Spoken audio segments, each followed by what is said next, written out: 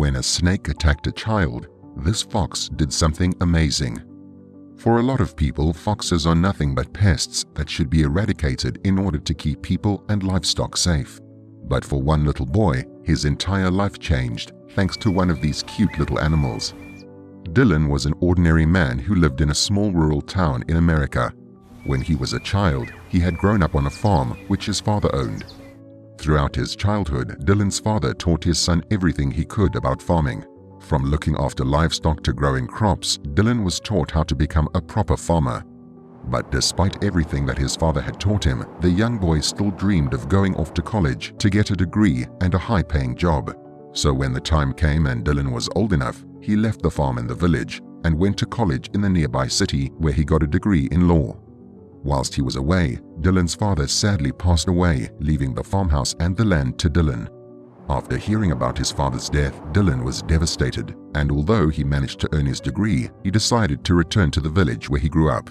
The young man wanted to feel close to his father in any way that he could, so he decided to take up farming, as it was the thing that his dad had taught him from when he was just a little boy. Dylan was a hard-working man who loved his job working the land. One day, he met a young woman called Julia, who had also grown up on a farm. The two hit it off immediately, bonding over their love for their work, and before long, they were married with a baby on the way. As the years passed, Dylan and Julia happily worked on Dylan's farm, with the man teaching his son, Ethan, everything he could, just like his father had taught him. Ethan also loved to go for walks with his father in the nearby forest. Father and son would spend hours simply trekking through the woods, content to take in the beauty of nature. One day, when Dylan was 9 years old, he asked his father if he could help him plow one of the fields. Dylan refused, telling the young boy that it was too hot and that he would be better off staying at home where it was cooler. But as Dylan headed off to work, neither him nor his son could have guessed what would happen that day. Whilst Dylan was plowing one of his fields with his tractor, he suddenly spotted a weird object lying in the path of his large vehicle. Not knowing what it was, the young farmer stopped the tractor and decided to take a closer look at the mysterious object. As he got closer though, Dylan realized that the thing was actually a fox, and a baby one at that. However, the animal didn't get up and run away like he expected it to. That's when the farmer noticed that the fox was injured and very malnourished. It looked like the young animal was on its own, with no mother around to help it. Dylan immediately felt sorry for the poor animal, realizing that it was very likely that its mother had been shot by another farmer who only saw it as a pest.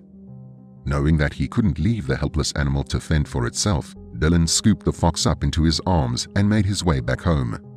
Not knowing how the fox would react with his wife and child, the farmer decided to put the animal in his garage for the time being with some food and water. Once he was satisfied that the little fox would be okay, Dylan left to continue plowing his field. Later that night, Dylan returned home and immediately went to check on the young fox that he had found. Upon entering the garage, the farmer noticed that the animal had eaten the food and drank the water that he had left before curling up in a corner. Knowing that the animal wouldn't survive by itself, but not wanting it to attack his family, Dylan decided to test the fox to see what its behavior was like and whether it would be calm and docile enough to be introduced to the family.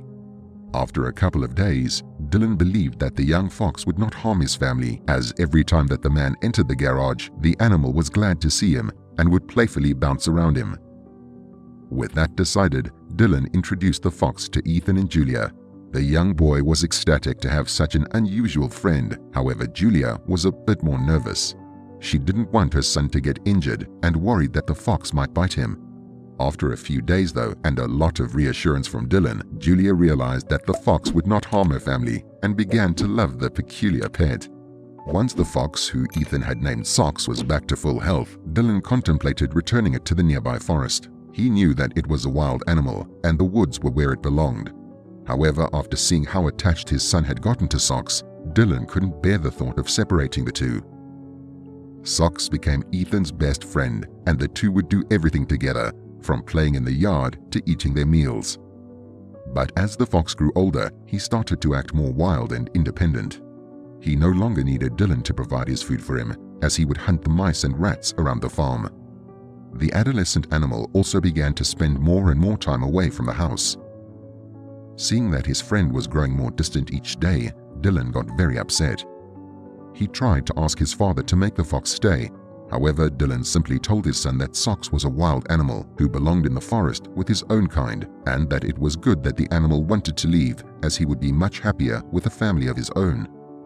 Ethan agreed to let Socks go and live his own life, and so one day he walked the fox to the edge of the nearby woods.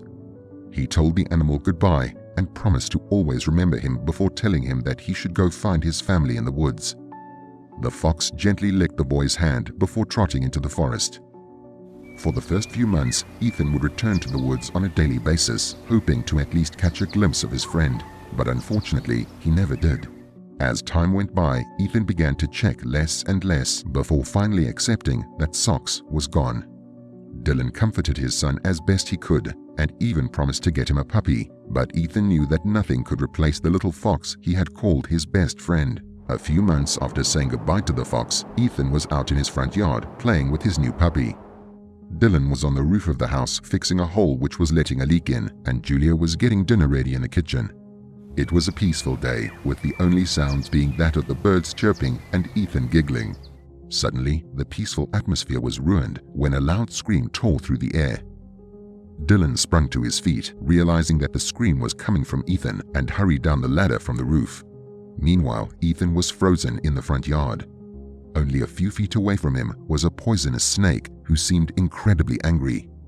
Ethan's new puppy began to bark at the reptile, but ran away scared when it turned to look at him. Ethan couldn't move, worried that if he did, the snake would try to attack him. As the beast slithered closer, Ethan closed his eyes and waited for the painful bite, but it never came.